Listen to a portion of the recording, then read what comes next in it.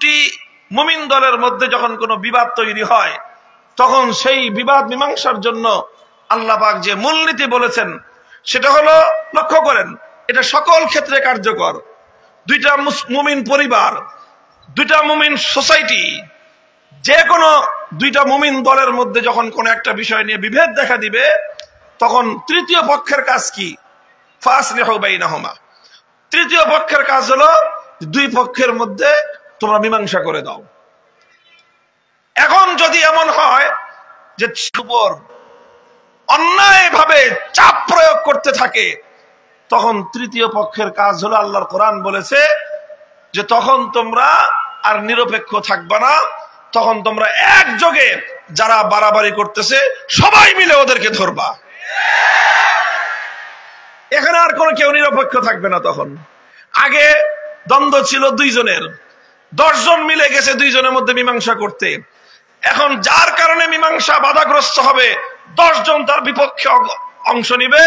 এখন আগে ছিল একজনের সঙ্গে বিরোধ, এখন হবে 11 জনের সঙ্গে বিরোধ। তুই আগে একজনের সাথে বিরোধ করেছিস, এবার আয় আমরা 10 জন সহ তার সাথে যোগ দিলাম।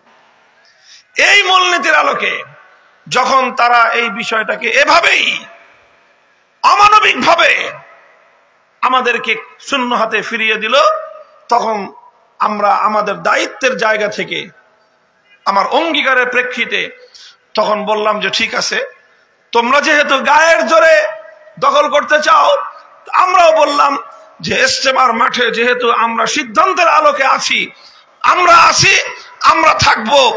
কেউ যদি পারে তাহলে আমাদেরকে দেখে উৎখাত করুক। আমাদের সেই দিনের বক্তব্যে আমার কথা এতটুকুই ছিল। আমার অন্যান্য সাথীরা বলেছে, মাওলানা আমানুল হক সাহেব স্পষ্ট ভাষায় একটা কথা বলেছেন যে 2018 সালে যেভাবে আমাদের রক্ত দিয়ে, আমাদের বুকের রক্ত দিয়ে তুরাগ নদীর পানি রঞ্জিত হয়েছে, যদি আবার আমাদের কাছ থেকে মাঠ নিতে হয় তাহলে আমাদের বুক থেকে রক্ত নিতে হবে, এছাড়া ইজতেমার মাঠ আমাদের কাছ থেকে নিতে পারবে না। ওনার বক্তব্যটাকে অক্ষরে অক্ষরে বাস্তবায়িত করেছে।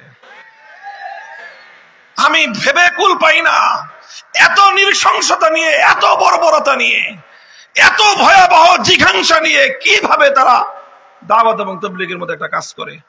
ভাই 50,000 লোক, কত হাজার? ওখানে বিপরীত দিকে লোক ছিল 4-5 হাজার, তাও ঘুমন্ত। আচ্ছা বলেন 50,000 লোক ঢুকছে, আচ্ছা জোর করে ঢুকলা, লোকগুলোকে মারার দরকারটা ছিল কি তোমাদের? বলেন বলেন কোন দরকার ছিল? তারা তো এমনি ঢুকে গেছে তারা।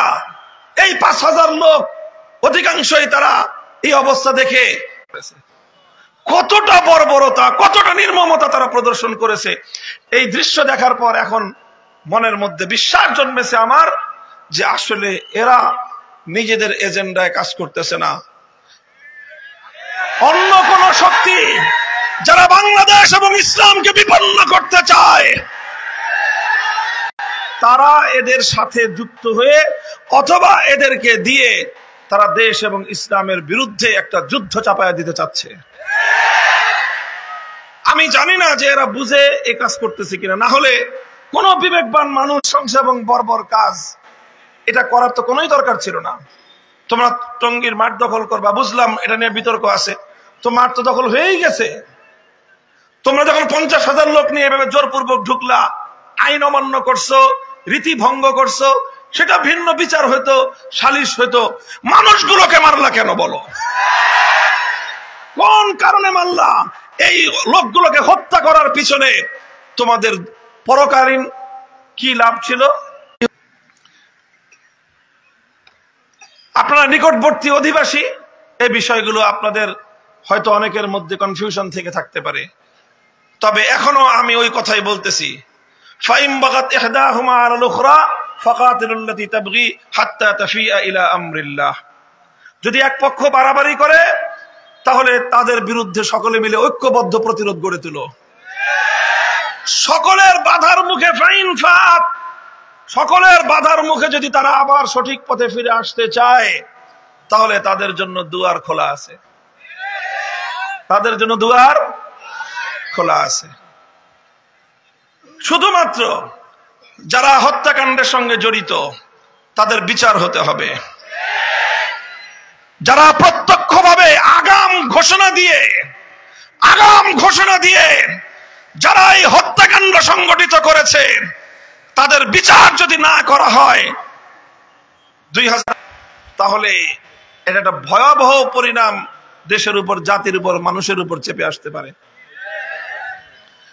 এরপরে বলছি ফাইন ফাত ফাসলিহু বাইনাহুমা বিল আদল, যদি তারা আবার সঠিক পথে ফিরে আসার কোন মনোভাব তাদের মধ্যে দেখি, আমি ব্যক্তিগতভাবে বলছি যে উদারভাবে আবারও তাদেরকে মূল স্রোতে দ্বীনি দাওয়াতের মেহনতের সাথে তাদেরকে সংযুক্ত করে নেওয়ার পিছনে এবং সেজন্য চেষ্টা করার ক্ষেত্রে আমাদের কোনো কার্পণ্য থাকবে না। পরিষ্কার এটা আমাদের কথা। কাজেই তারা যেই কাজটা করেছে, এই কাজের মাধ্যমে যেই ভয়াবহ এক জঘন্য অপরাধ তাদের দ্বারা সংগঠিত হয়েছে, এর দ্বারা সবচেয়ে বড় যেই মেসেজটা দিবালোকের ন্যায় পরিষ্কার হয়ে গেছে, সেটা হলো এই: অন্তত বাংলাদেশের সাতপন্থীদের মধ্যে একজন বিবেকবান দায়িত্বশীল নাই, নট এ সিঙ্গেল পারসন। একজন ব্যক্তিও যদি থাকতো, গতকালকের রাতের এই ঘটনা তারা ঘটাতে পারে না। গতকালকের এই ঘটনার কোন সুযোগ পাচ্ছি না, ইজতেমা করার একটা দেন দরবার করার সুযোগ পাচ্ছি না।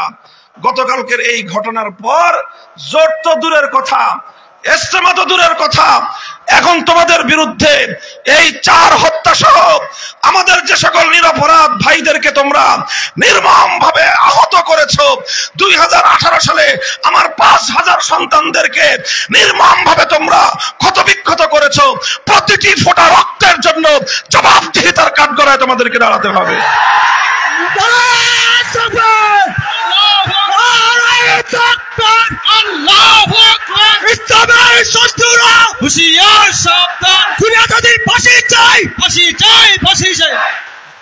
মুহতারাম হাজির, আমি আর কথা লম্বা করতেছি না। আমাদের বর্তমান বাংলাদেশের মাননীয় ধর্ম উপদেষ্টা, আসলে ধর্ম উপদেষ্টা এটা ওনার সবচেয়ে ছোট্ট পরিচয়, ওনার সবচেয়ে বড় পরিচয় তিনি আমাদের আল্লামা খালেদ হোসেন। বাংলাদেশে আমাদের একজন কওমি অঙ্গনে একজন ডক্টর আফম খালিদ আছেন, এটাই হলো ওনার সবচেয়ে বড় পরিচয়।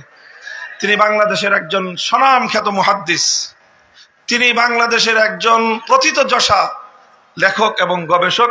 আমাদের আলেমদের মধ্যে মানে চলমান সময়ে যাদের ক্ষুরধার লিখনি একাধারে লিখে গিয়েছে বছরের পর বছর, তার মধ্যে হযরতের নাম একেবারে শীর্ষ কাতারে। আল্লাহ পাক রব্বুল আলামিন তাদের উপরে কোনো অন্যায় করতে চাই না, কিন্তু যেই লক্ষণটা প্রকাশ পেল, যে আমি এই কথাটা আবারও বলছি, দেখেন এটা একজন সাতপন্থী হিসেবে, একটা পন্থী হিসেবে কিভাবে তারা এই কাজটা করতে পারে। এরকম একটা হত্যাযজ্ঞ বর্বরতা পরিচালনা করলে তাদের জন্য যে একটা বড় ধরনের সমস্যা হবে, এটা তো পাগলেও বুঝে। বলেন, এটা পাগলে বুঝে না? কিন্তু একটা পাগলের মতো বিবেকটাও এই পুরা গ্রুপের আগাগোড়া কারণ নাই। এইরকম একটা আনব্যালেন্সড, এই ধরনের একজন দায়িত্ব জ্ঞানহীন একটা পূর্ণ জামাত, এত এই সমস্যা গোটা বাংলাদেশকেই সমাধান করতে হবে। কালকের ঘটনা পরম্পরা যদি কেউ বিশ্লেষণ করেন, আমার প্রত্যেকটা কথা আপনার কাছে বোঝানোর জন্য পাল্টা যুক্তির, আলাদা যুক্তির প্রয়োজন হবে না। বৈষম্য বিরোধী ছাত্র আন্দোলনের নেতৃবৃন্দ সার্জিস আলম এবং হাসনাত আব্দুল্লাহদের সঙ্গে তারা যে আচরণ করেছে, তাদেরকে যেভাবে ব্ল্যাকমেইল করেছে, জিন্দা মানুষ তারা এখনো ঢাকার শহরে তাদের কথাকে বিকৃত করে, তাদের কথা দিয়ে পাবলিকরে ভুল টুল বুঝে তারা এই কাজ ঘটায় ফেলছে। অথচ তখনও সার্জিস আর হাসনাত আব্দুল্লাহ এরা কিন্তু সব জিন্দা, এরা দেখতেছে যে মানসিক চিকিৎসা করে স্বাভাবিক অবস্থায় আসলে হয় আবার তারা কোথাও কোনো দায়িত্ব পালন করার সক্ষমতা অর্জন করতে পারে, আর না হয় এই ধরনের মানসিক ভাবে বিকারগ্রস্ত লোকগুলো যারা এইরকম একটা বর্বরতা এইভাবে চালায় ফেলতে পারে, অথচ ইতিপূর্বে আরেকটা বর্বরতা চালিয়েছে, এরকম একটা তিক্ত অভিজ্ঞতা থাকার পরেও আবার গতকালকের ঘটনা বিনা উস্কানিতে একতরফা ভাবে যেভাবে ঘটিয়েছে, এই ঘটনার পর এখন আর কোনোভাবেই তাদের উপর বিন্দু মাত্র আস্থা বাংলাদেশ ইলিয়াস রহমতুল্লাহ আলাইহি প্রবর্তিত দাওয়াত এবং তাবলীগের মেহনত আরো দিন দিন উন্নতি এবং তারাক্কি করুন। পৃথিবীর সকল জায়গায় দাওয়াত এবং তাবলীগের মাধ্যমে ইসলামের সুমহান বাণী পৌঁছে যাক, সেই দোয়া করে আমি বক্তব্য শেষ করলাম। ওয়া আখিরু দাওয়ানা আলহামদুলিল্লাহি রাব্বিল আলামিন।